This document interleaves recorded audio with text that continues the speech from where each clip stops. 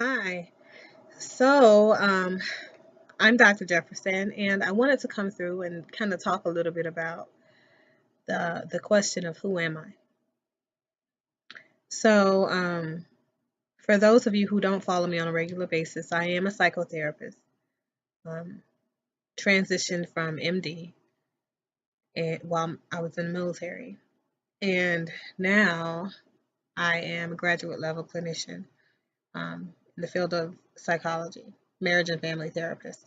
So, what I have noticed that has warranted my curiosity for further research is a correlation between um, negative outcomes or disappointment and who am I.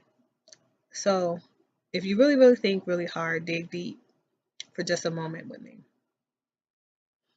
Think about the first question that you ask yourself when you mess up or when you fail to honor a commitment, when you fail to do things the way you saw that outcome happening. So oftentimes we don't ask the question of why, we just ask who am I? Who am I now? Who is this person that could not honor the commitments that I set forth for myself, right? Because obviously we wouldn't make these commitments if we didn't think that we were 100% perfectly capable of honoring them, right?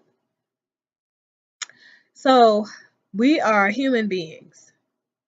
And if we look at life and life cycle development, we're on an evolutionary scale of, you know, growth.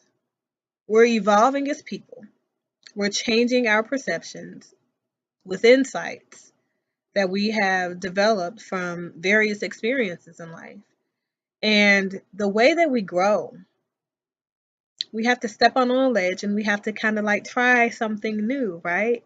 So that we are able to become something new, something different.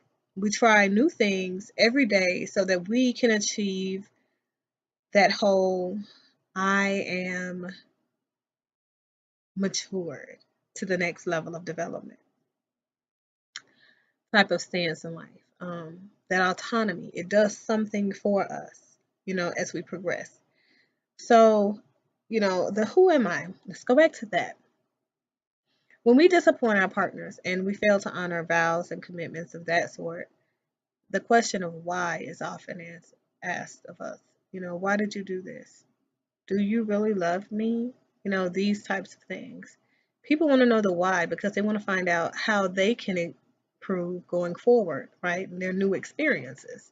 However, the why is not as important as the who am I element because we have to know who this new person is so that we can know what is necessary to bring that person to our level, right, that we're currently familiar with, and to learn what makes that person happy, what makes that person feel complete. And that requires self discovery. So, oftentimes, things in our life don't go the way that we planned them out to go. But essentially, we have to learn that the only way for us to succeed in life is for us to fail, sometimes in various ways, many times, because each time we fail, we know what not to do, right? That's one of the most important elements. And I stress them what not to or what we don't want. I stress that in everything that, I advocate for because one thing that we can never account for is what is going to happen, what we will have in our lives, right? We can't control that piece because it's kind of all up in the air, right? Left to chance or fate. However, we can control the what we do not expose ourselves to element. And we can do that by compiling a list of non-negotiables. Getting to know this new person that we are transitioning into every single day requires for us to know our hard limits. And in order for us to be aware of our hard limits, we must do a thorough self evaluation, at least weekly, so that we kind of remain intact, wholly, with who we are, the elements of who we are. What is our purpose? Like, why are we here? What do we see as our divine or instinctive purpose in life? And how can other people who are part of our comprehensive system, whether it's the work system, family system, couple system, mother parent, your parent and child interaction system, those elements, friendships, all of these various relationship ties that we have in our life inform some element of us, and we inform some element of them. So we're a sum of a whole, and we're also whole in ourselves.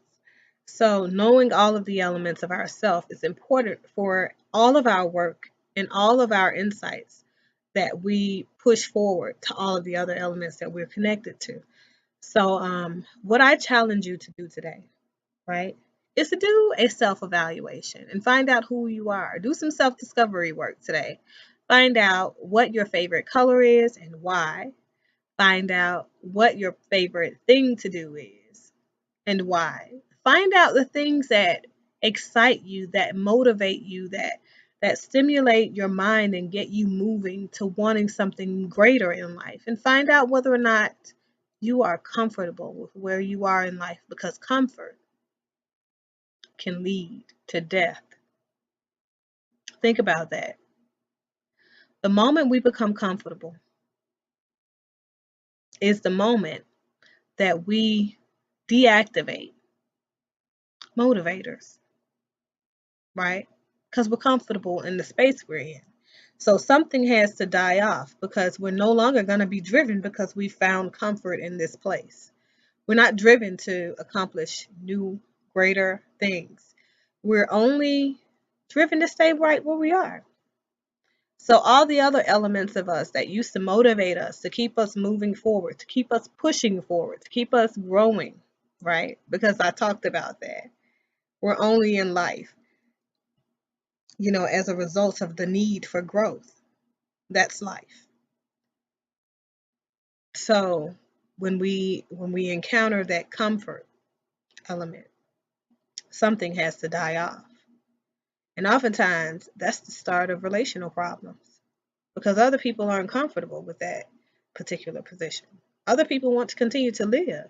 Your relationships want to continue to live and to grow and to evolve into their ultimate state, right? Live a purpose-filled life. If you are living a purpose-filled life, that purpose should guide you all throughout the course of life. And at no point should you get comfortable, because at no point should your work be done. So accept my challenge and let me know what you find out. Even if you don't post it on the boards publicly, send it to me in an email, doclqj@familialbonds.org, or in my inbox on whichever platform you find this video on. Like and share this content if you feel like it was applicable to you, if you feel like it's something that somebody else needs, and this message was received by you in a positive way. Share it, like it, follow me, and of course you can find me on any platform using the hashtag doclqjspeaks or doclqj period, right? Okay, thank you. You guys have a great day.